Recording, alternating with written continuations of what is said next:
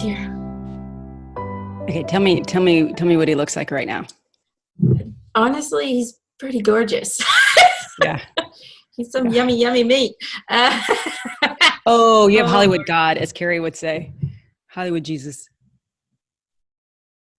So the way that he presents himself to me, now keep in mind, people, that he can come to you in the form that is the most comfortable to you. Now, I never grew up with religion, so the way that he's projecting himself to me, he's got dark brown hair, and it is curly. Not like my little curls. It looks more like a wavy curl. It's not long though, like I always see on these statues. It's very short. It's very short, kind of cut. It looks like he has blue eyes. He's got a very sharp nose, a very long, sharp nose. And his skin is, it's not really white, it's not really black, it's kind of in between. So like a really dark tan. If Like olive? Or is it more golden? More golden, I would say. Okay. How tall is he? He's pretty tall to me. You might have to translate that in inches and stuff, but he looks to me like he's like 1.80 85, which is pretty tall. I'm like 155 and I'm short.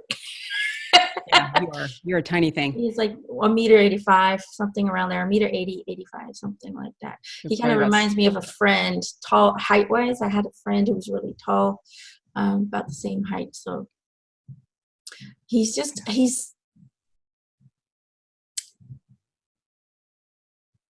and I mean this in the very sweetest way, but he looks very, just like an ordinary human. You know, just like a guy next door.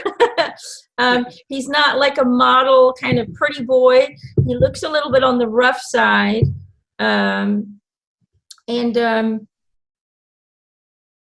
He does have a beard, but it's short. It's not like the long beard that they show in the drawings.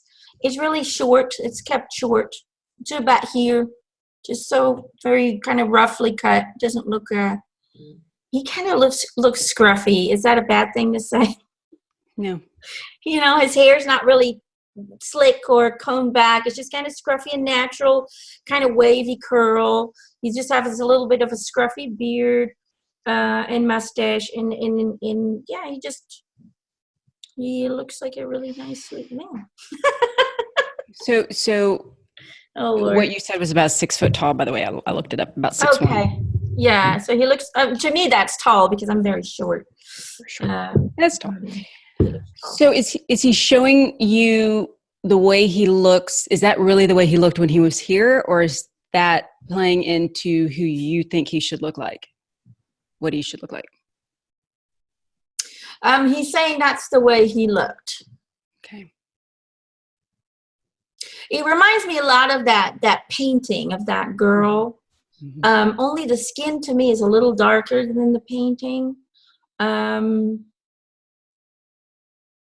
He was outside all the time. It looks very much, I don't remember what the name of that girl was. It was a girl who made a painting at very young age. The little girl. And he looks a lot like that painting. Yeah. Yeah, he's very handsome in that painting. Okay, well, hello. He's saying, hello, sweetie. How are you today? Good. I'm good now. He's laughing. He's saying, your presence here today with me, with Emma, is not randomly chosen. He says, I want you to know and understand that you're part of my history as well. Wow, that makes me cry. I know. Thank you. Saying, Thank you for that validation. he's saying if it brings emotional validation, if it brings emotional reaction, then know and understand that that means that truth has been spoken. Yeah, I typically cry and get chill bumps.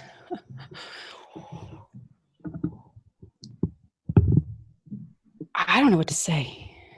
So I'm going to He's jump saying in.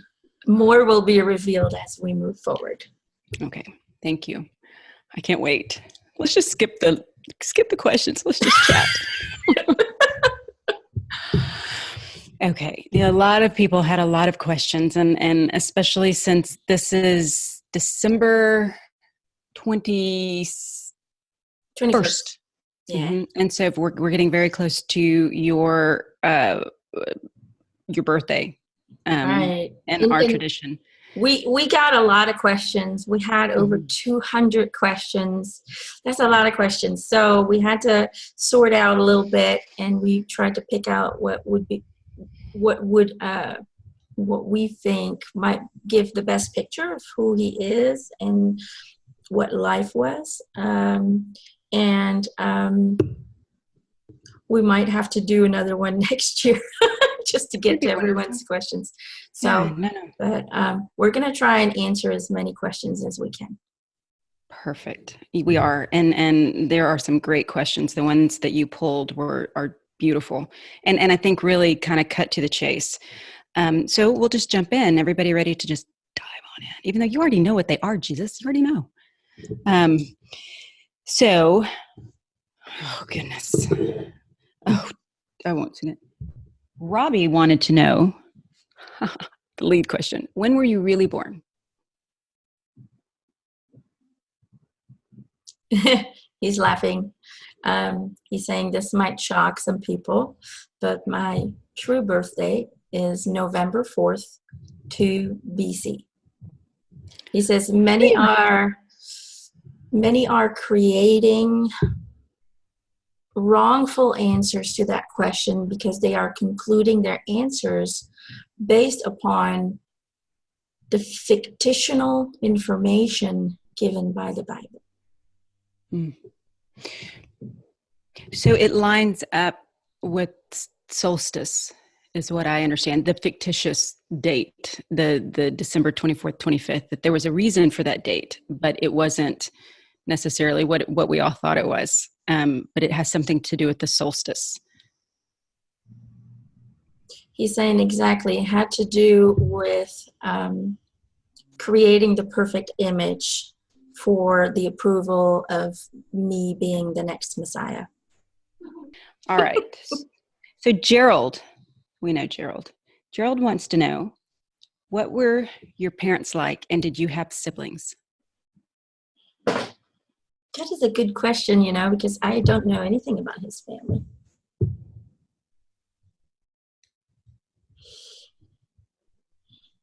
He's showing me a picture.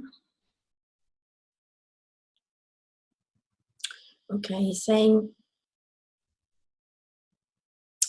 my father was a righteous man with a great sense of integrity and responsibility.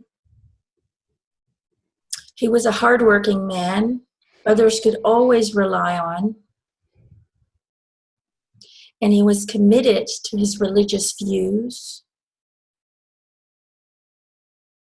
He was of a good bloodline.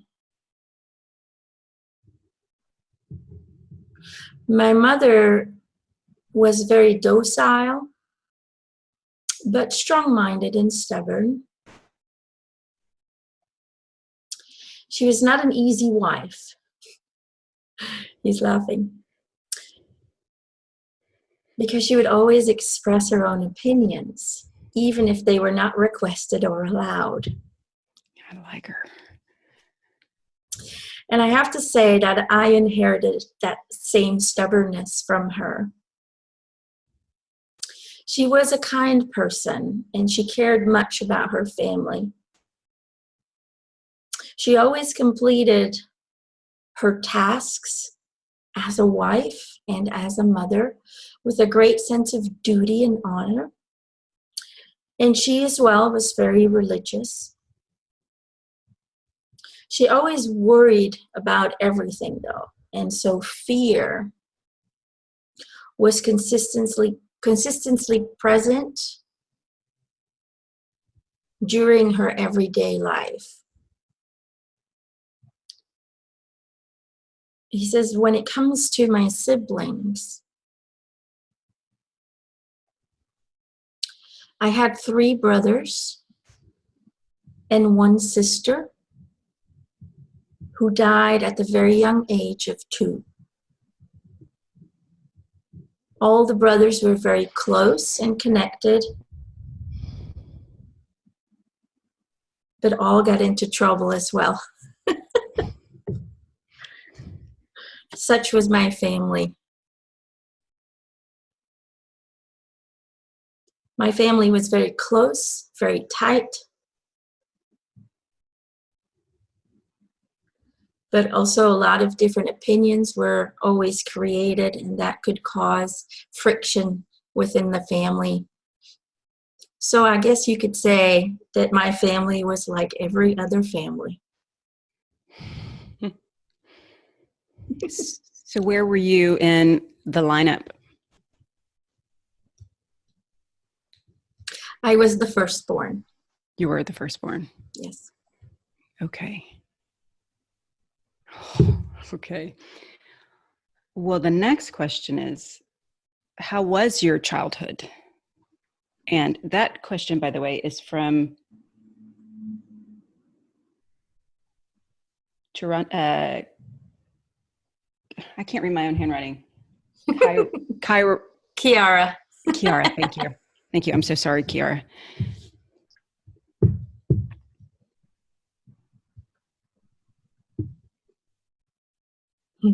He's so calm when he speaks. It's almost like he contemplates. I don't even know if that's the right word, but he thinks before he speaks.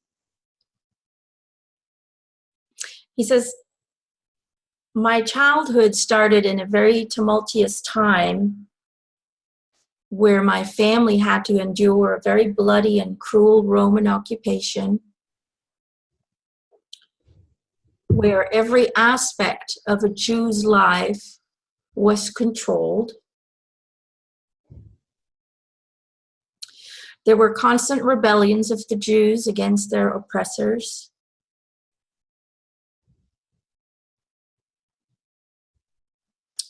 My mother personally experienced the magnitude of their cruelty as she was violated by a Roman soldier.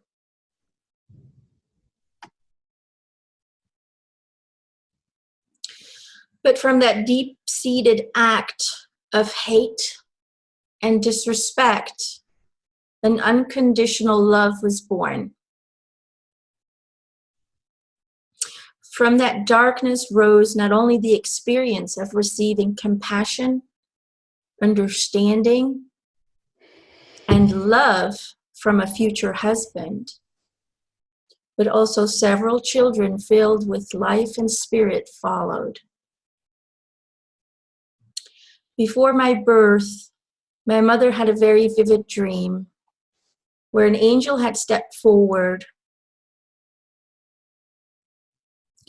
and this angel told her to love and support me as any child should be loved, because she was struggling with her emotions in regards to the fruits of this rape.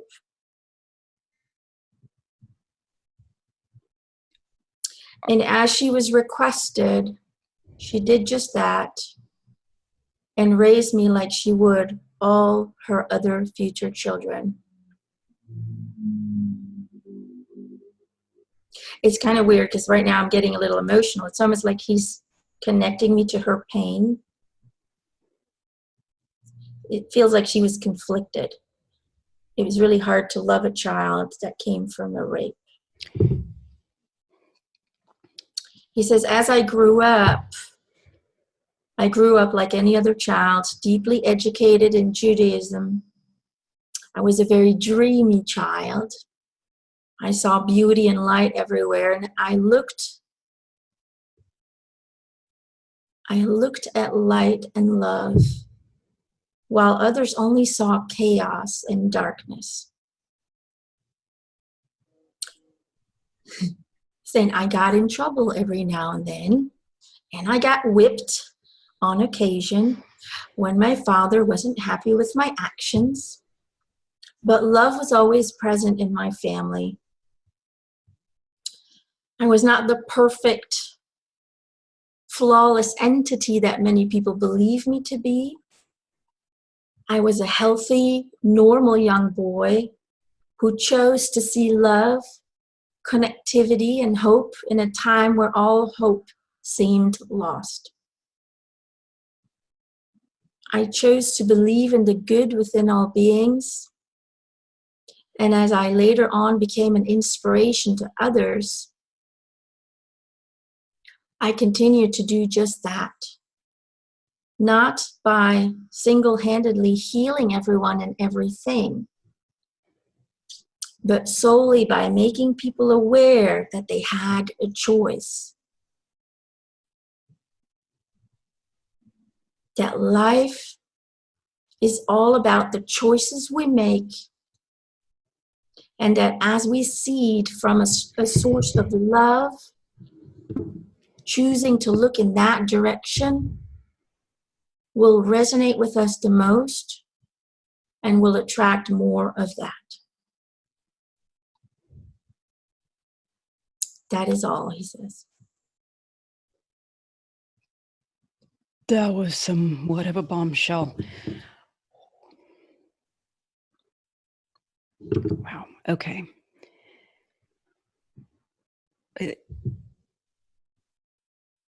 Okay, I'll save my own questions for after. Sarah, I would like to know, were you born with special abilities, or did you develop these through mystical training in your travels?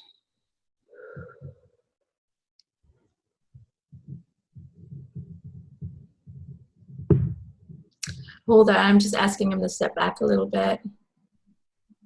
Ooh. So funny. It seems like everybody has to do that. You okay? Sorry. Yeah. Okay. It is just so overwhelming. Sorry. I've got chills all over. Honey, look at me. Look at me. Look at me. I'm sorry. Look at my eyes. We're good. And it's so weird because, you know, it has nothing to do with the belief system, because to me, he's just another person who deceased. But it's his energy is so, it's so strong.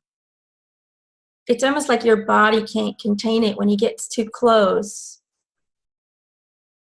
It's like our body can't handle that high frequency. It's so powerful. It's really weird. It's like your body's weeping, and not out of sadness, but it's almost like the energy is too intense for this body to contain it. So I'm okay. Yeah, he was stepping back a little bit. He's saying, I'm sorry, I like to be close to you.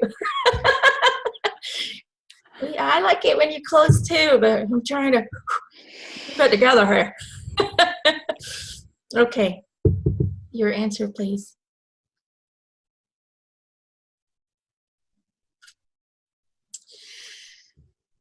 He's saying at a very young age, I became aware that I was very different than my family.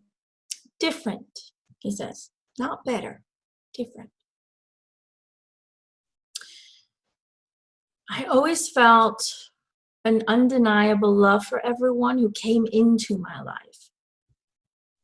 I felt an unexplainable but very strong connection to a higher source. And I felt a very clear guidance from that source. I would receive dreams and visions, and I would have conversations with invisible voices in my mind. But despite these communications, I didn't have the intellectual understanding or the physical experience of what I was being given. And so I did not know how to process the information. So I felt a great pull within myself, within me, to learn to understand this given connection and the information passed on to me. But I also felt a pull to understand the universe that I was living in. You see, you cannot fully understand what you know until you have experienced it. And you cannot fully experience who you are until you have encountered who you are not. And so I could not fully understand all this given information until I went out and looked for a way to experience it myself. And that came with the ups and downs that were necessary to embody enlightenment in human form.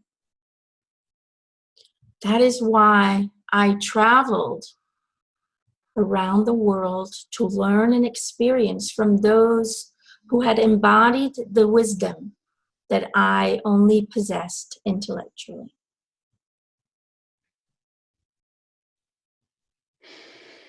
But did you have, so many people say that like they can hear and they're taught, even if it's a guide from the other side. Did you have that? I mean, how did you know? Were you in touch with your guides? Were you in touch with all that is God himself, herself, theirselves? I mean, how did you, I know you knew you were different, but did you understand what that meant long term? No, I knew that I was receiving information that other people did not seem to receive. And my experience of life was very different than others because everyone lived in fear and I never experienced that fear. So for me, it was very, it was hard to understand where fear was coming from. So I had a lot of experience with intellectual knowledge that was passed on to me, knowledge of the people around me, but until you can experience what your, how would I say it, what you're observing around you, it is very hard to fully understand and comprehend yourself in your place on earth, in your purpose. So in order for me to discover what my true purpose was, why I had these visions, why I had these communications, which what I know now is God source itself, my spiritual team, my guides, my angels,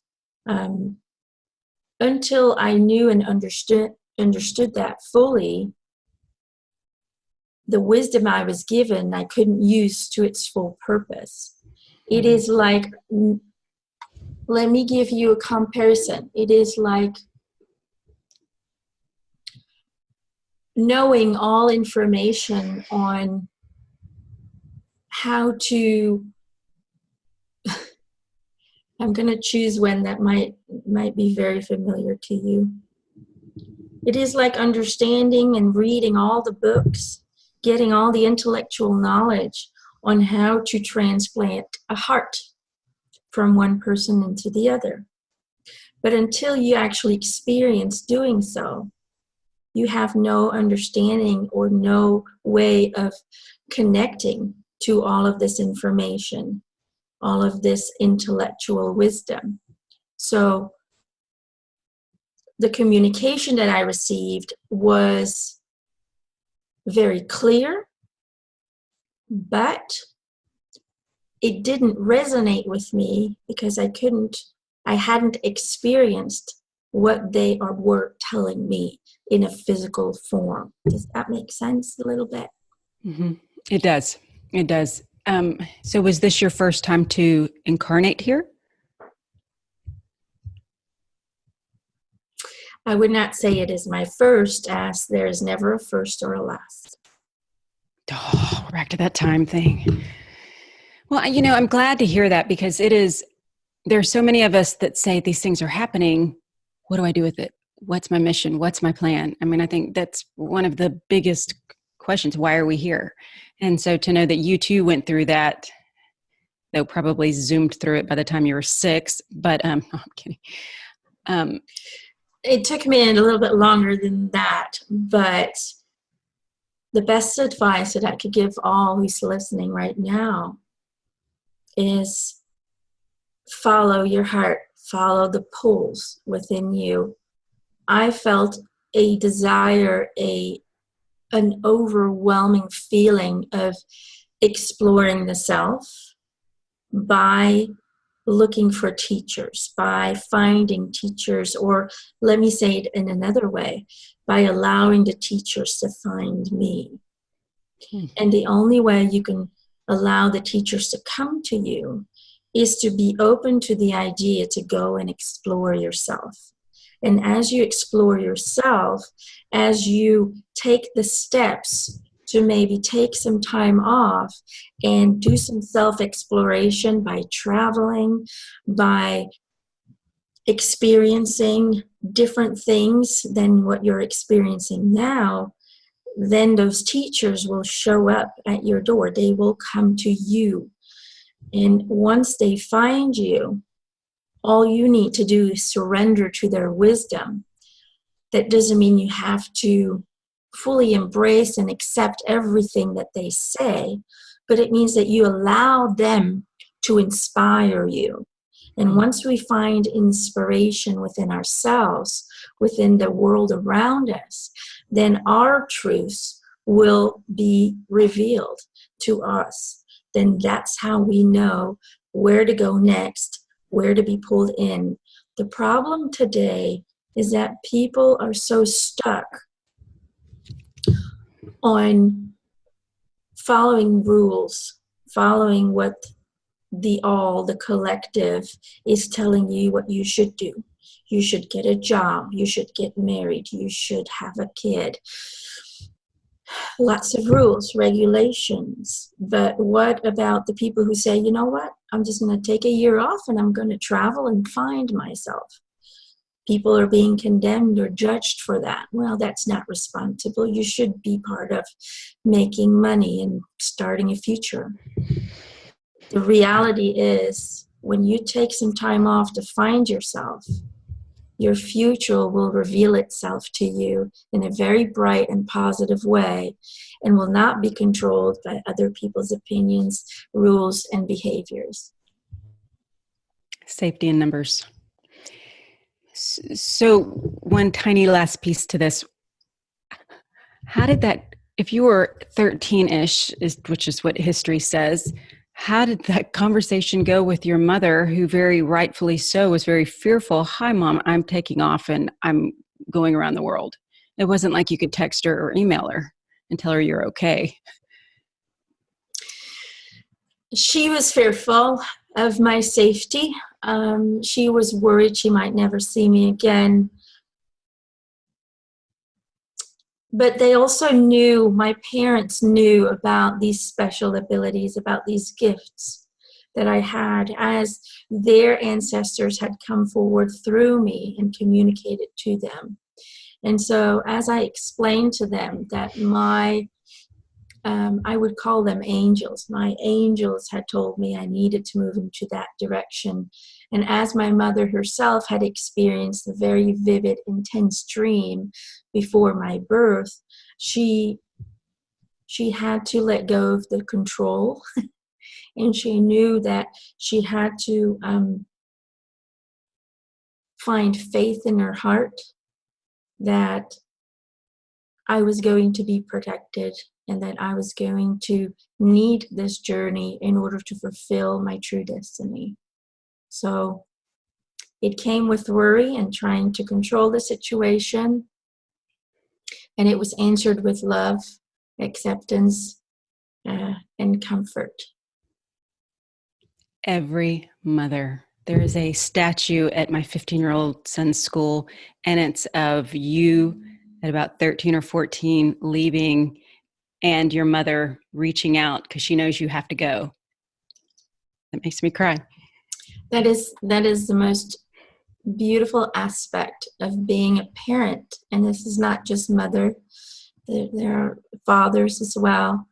Being a parent creates this unconditional love bond with another soul, and we would self-sacrifice ourselves for the protection of that soul.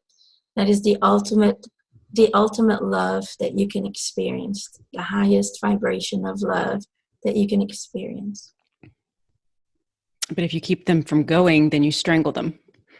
And so you have to let go and trust. Thank you for that. Oh, okay. So Rita wants to know, did you have a specific teacher? And if so, what was their name?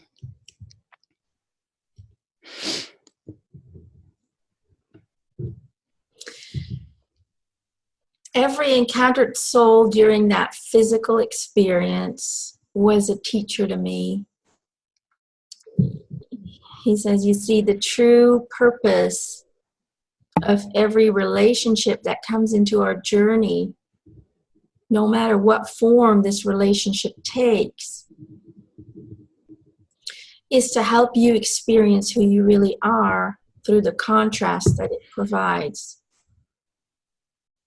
So I experienced many different teachers residing in different stages of spiritual development during my travels. So there wasn't one specific guru that you followed or you sought out?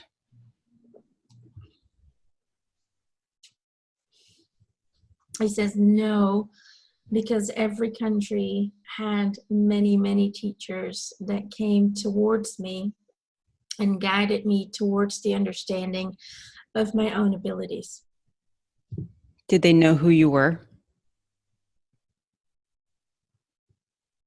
They had received, sorry about that, I have a little tickle in my throat. They had received information through meditation, through visions, that I would be visiting them and was in need of guidance. Yes. Okay. Well, Kimberly would like to know, how did you meet Mary Magdalene? And tell us your real love story.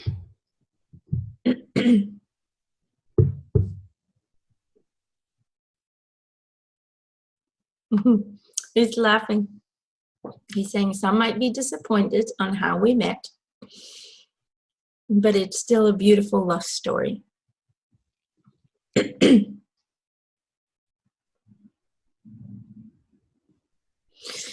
She was promised to me as a young girl. I knew it. It was an arranged marriage. Sorry. It's okay. We were introduced to each other when she was only 10 years old. And we were married when she was around 14. That might seem very strange to the people who are listening at this time frame, but know and understand that that was very common in my time. She was a very fascinating, and still is, very fascinating and compassionate individual. She was eager to learn and experience new things, and she was an amazing mother and supportive wife who became my equal and became a great teacher herself. Love was always present from the moment we met. We, as young people, the moment we met, we knew that we were destined to be together. What I fell in love with the most was her ability to receive and to look outside of the boundaries of the community that we lived in. She had the ability and the trust in me to teach her more about the universe than any other religion would teach her. And I loved that openness to step out of her own comfort zone and to create her own boundaries instead of applying and using the boundaries that were given to her as a child.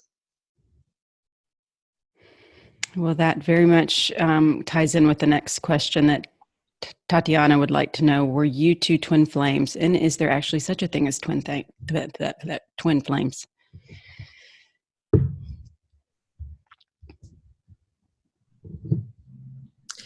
He's saying, yes, we were.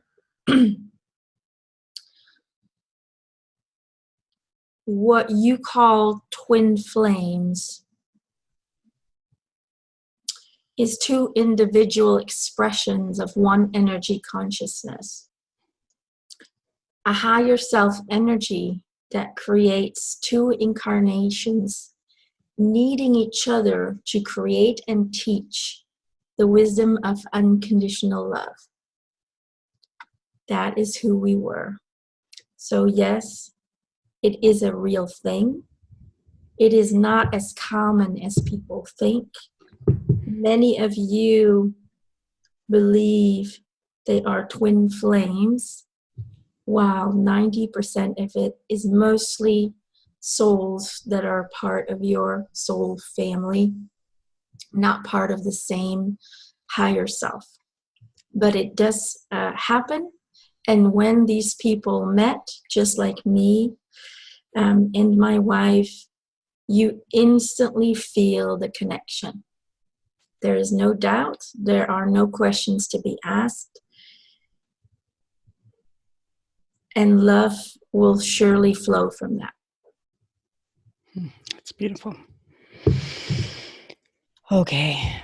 Madeline wanted to know, Emma, could you ask about the lost years? Was he in fact in India and Nepal studying Buddhism?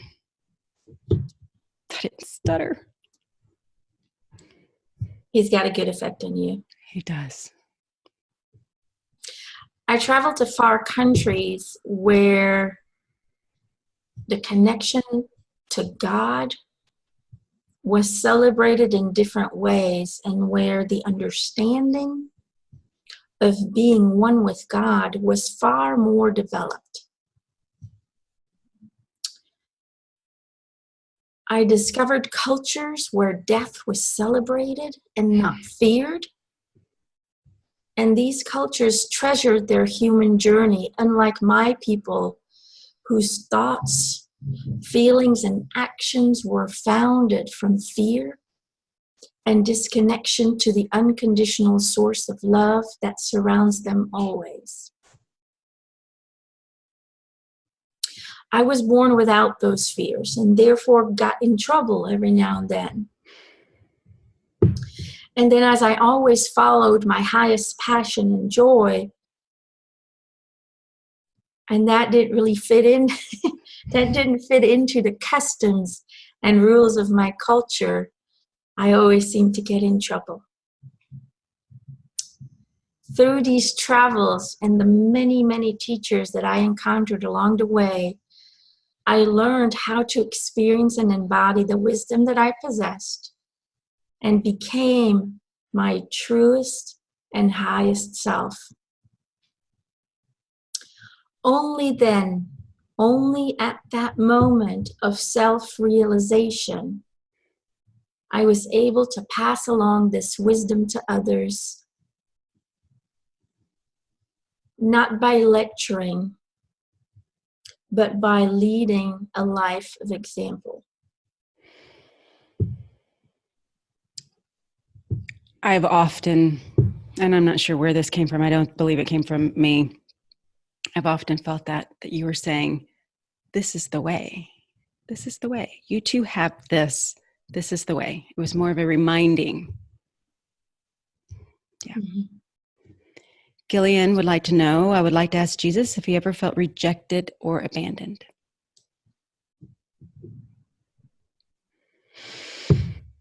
He's saying, good question, Gillian. Not in the way you are thinking. As a child, I felt different than my family as I couldn't understand why they lived in so much fear.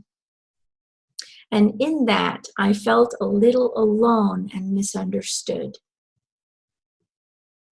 But as I grew older, those feelings disappeared as I met others who were on the same search for enlightenment as I was.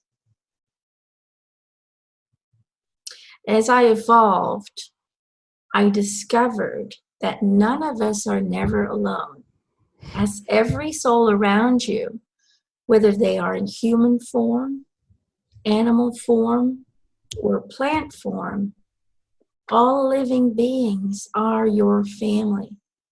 And even more, all living beings are you. As we are all a creative expression of God, you are God, and God is you. You are one and the same. The entire universe resides in your soul. Hence, you are the entire universe. So feeling abandoned or alone or even rejected is an illusion created in a man's mind.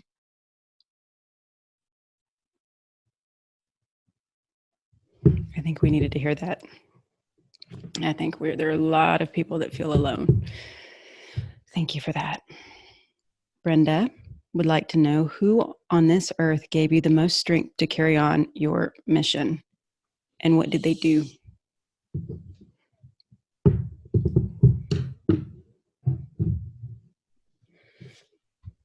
My wife supported me the most and shared this journey of healing and expansion. My family, of course, supported me in the beginning years. But my wife was with me for a very long time, unlike people believe.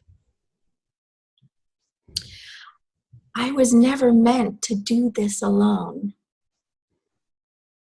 Together, two balanced energies of male and female energy, teaching together as one, showing that only united in equality and love can we create love and peace within each other and within ourselves.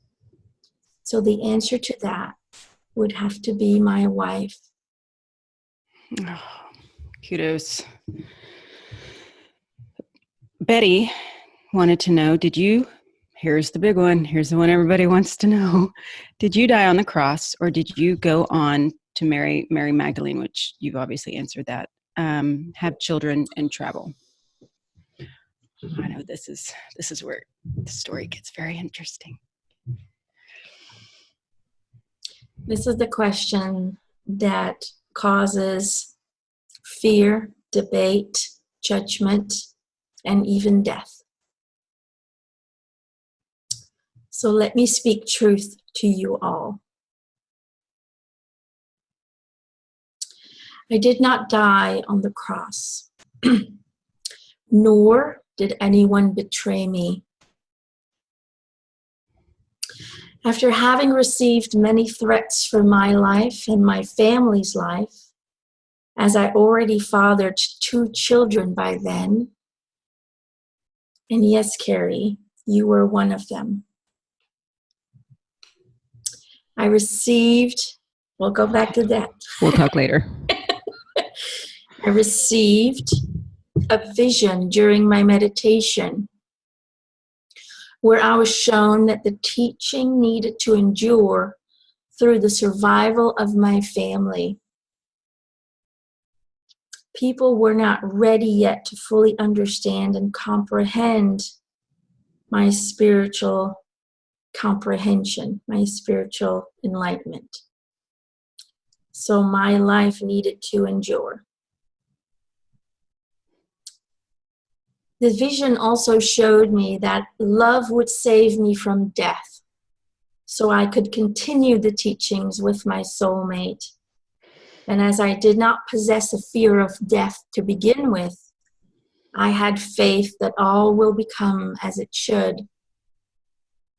So I had asked my truest and most connected student to lead the soldiers to a specific location where I would reside, surrounded by many witnesses, as these witnesses were key into spreading the word of my capture and to feed the acknowledgement of my future death.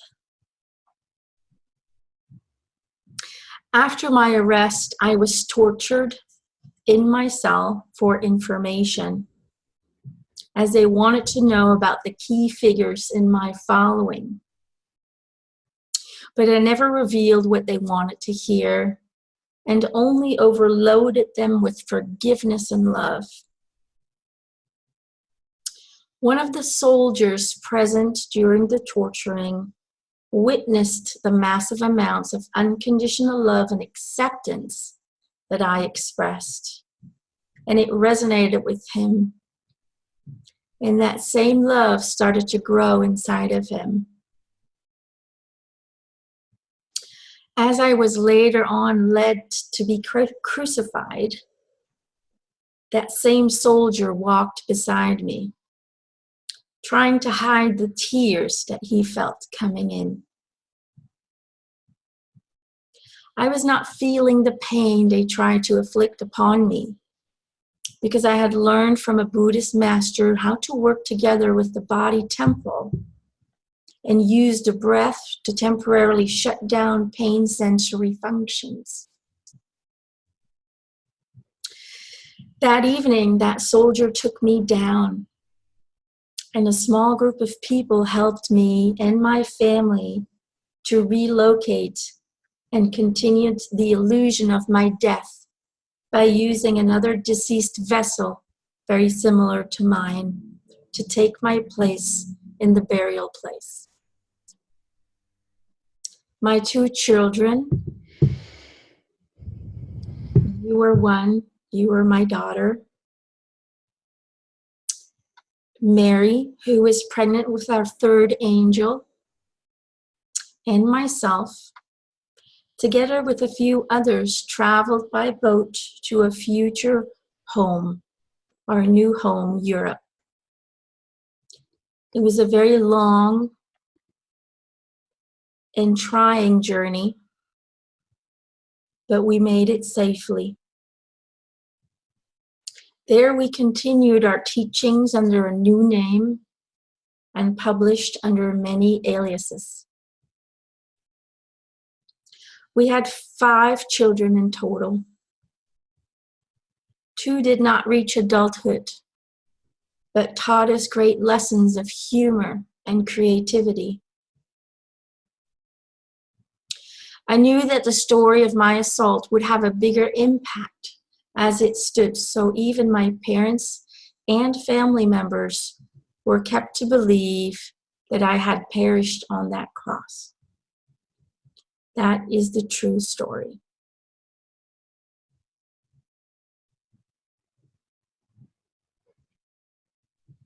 He says, Carrie, you have memories of this flight. I do. We're going to cut this part out. I do. Okay, should we move on? Let's. Okay, Nicole wants to know, how did the Roman decide you were, well, I think we just answered that.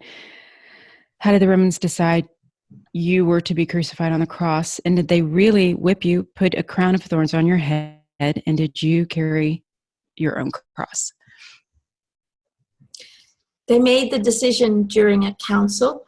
I was considered a threat to the Roman Empire because I was teaching people to be free and to follow their highest excitement. I was teaching people to liberate their hearts and minds from the suppressing and controlling rulers of our society. And I was teaching them of an all-loving and accepting God who is our equal. And yes, I was beaten, I was spit on, I was tortured and crucified. However, the crucifixion was not as people picture it today. During the crucifixion process, I did not have to carry a full wooden cross, but instead my arms were wrapped around a wooden board behind my head and tied by my wrists. He's kind of showing me a board, and his hands were just kind of like that and tied to it. So the board was here. It kind of looks very uncomfortable.